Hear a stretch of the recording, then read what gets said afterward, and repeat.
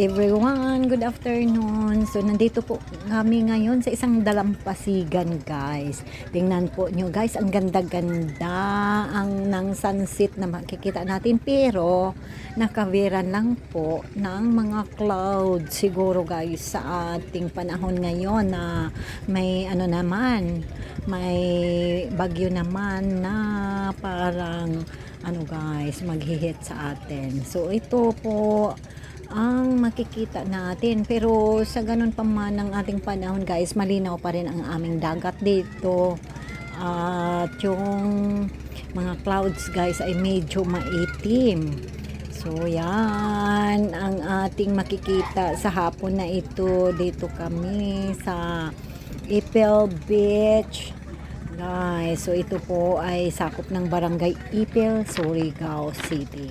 So guys, yan, hindi masyadong maganda ang kinang ng sunset, guys, kasi ano, guys, ang itim ng mga ulap na nakakover ko dito. Ayan. So kahit ano, guys, may itim na mga ulap, pero ang ganda pa rin nating tingnan ang sunset.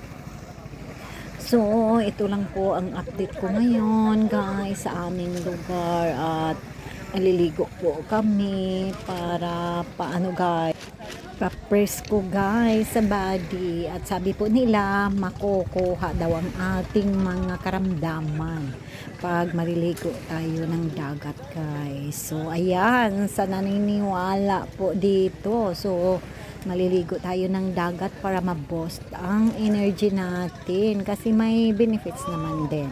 So guys, thank you for watching.